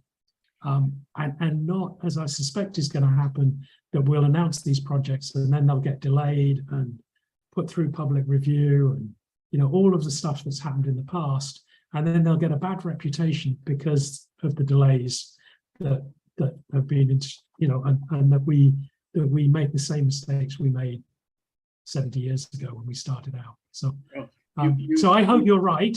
I hope the new era is here and that this bodes it. But I have very serious concerns that we are not considering the issues carefully enough and doing the groundwork that's going to be needed to make it successful. I salute you for your concerns. I think that Alvin Weinberg had very similar concerns. And if you read that book, you will find, sadly, in one of the later chapters, that he was fired. Partly, one of the reasons was that they felt he wasn't, he was going overboard in terms of trying to achieve nuclear safety. They thought he was extreme in his views. And I think he saw the same wisdom as you're showing. And but he did, at least when he was fired, he was on an international panel for at least 1 or 2 years afterwards, and benefited greatly, and I think contributed greatly during those years after Oak Ridge. But I share with you that you think very much like Alvin Weinberg, whom I greatly admire. So yeah, and you know, I think there are issues. I'm not worried about the safety. I'm sure they're going to nail it on these occasions. There's so much operating experience that we have, so many better ways of doing things. But yes, we start with a public that is skeptical. So we don't even have a clean sheet. We've got to get rid of that skepticism and then win their support. And we haven't been very good at doing that. So, you know, it's not about making it safer, it's making people understand the safety issues that I think is the next phase that we've got to deal with. Not just the safety issues, but again, why it's important to the planet that we do this. Well, I think that George, who just has sent me an email, George Erickson at TundraCub.com, feels, as I do, perhaps even a little more strongly, that we have a superficial knowledge of wind and solar and think that we can do it with them when we don't understand the gross inefficiency, about 1 billion-fold different than nuclear, the tremendous use of non-radioactive but nonetheless precious materials, and the inefficiency of it, so that we're never going to stop using fossil fuels as long as we depend upon wind and solar. And this is George's big point. And sometimes we think of George as being a little bit irascible in his aggravation with the wind and solar people, because I think we need to try and work with at least environmentally interested people for the future. But we do need to educate them. People like, famous politician from Massachusetts, I'm blocking on his name, but he's a very powerful Democrat who when he was asked at universities hearings, kept saying, well, just a lot of waste. And it shows that some of these politicians at my age, they simply don't want to bother learning. And so they just seem to have this false notion that wind and solar will do it all, and it just won't. And so education of the public is really necessary. Gentle education, not to get people's backs up so we're being impolite with one another, but to try and get them to understand. And people our age, I think, have a little more trouble with that. Every time I'm in public, when I have a service person of any kind, anybody I meet of all walks of life, I give them what I call my little mini nuclear lecture. or at least ask them questions to find out what their thinking is. And I find that the younger people are far more balanced in their views and more educated and more realistic than us older folks. So that gives me some optimism. Yes, no, they're you know, I think they are inheriting a very different world to the one that we did, and they have to think about some of these issues. Right. I do hope they get informed about them properly. One of the challenges we have here in Ontario is, and you can kind of understand how it happens, but teachers tend to be of a more liberal and artsy persuasion than people that run the nuclear industry. And so my daughters were all taught an energy course in which they were told about wind and solar. So, you know, and I said to my oldest when she came home, I said, would you like to know about how the other 99% of the energy we use is produced, right? Because they hadn't bothered. You know, fossil fuels didn't exist. And so, you know, unless people have the information that they need to make good decisions, they can't make good decisions. Right. And, you know, I think I gave one presentation once when I demonstrated that if energy decisions were made democratically, we would always make the wrong decision. Because of people's misunderstanding, they would do the wrong things. And I think, you know, increasingly we can't keep making wrong decisions. So we've got to start putting things on a track to a successful outcome. And the one thing I lobby for here, not for the nuclear industry, I lobby for a plan, right? It's what we need is a plan, because and I think it's the same in the US. Politicians get by saying popular stuff, right? That meets what their fan base wants to hear, but it's not actually a plan that achieves the objective. And I think increasingly we've got to demand that our politicians sit down and admit the world is not a perfect place, but work out what the best way to the outcome we want actually is. And I think then the nuclear question will answer itself. You don't need to lobby for nuclear. It'll become obvious. I might be wrong, but, were you involved? But without a plan, we'll never know. Were you involved in the evolution of the 3 streams in Canada? No. Oh. No. So, you know, going back to your Weinberg thing, I was advocating for putting money into finding sites and getting the marketing done correctly, and not into developing technology. Okay. And that was not a popular point of view. Okay. Well, so, I think that I'm very impressed with it. I think that I'm glad that you reviewed that with us, as well as everything else in your talk. It was very informative. Every time you speak to us, I'm really interested, and I'm afraid I must betray that because I interrupt you so many times. I find it so interesting. Well, it was absolutely key to the presentation today because I didn't have enough material. So well, it was just fine. We've been going for a little over 2 hours now, and I thank you again profusely, Neil. I really appreciate it so much. Wish you good health and successful parenting, and yes, thank you. Let's stay in touch. Great, thank you. Well, thanks everybody for listening. I hope I've managed to give you some stuff to think about. Oh, you have indeed. Thank you so much. And this is being recorded and will be available at platomadison.org probably within a week.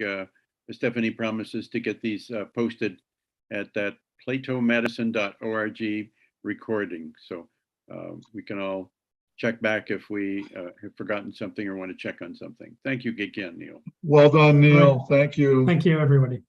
Bye-bye. Thank you, Neil. Very interesting to get an update on the Canadian progress. Indeed. Okay. You had a receptive audience, Neil. Bye-bye now. Most of them. Oh, yeah, most.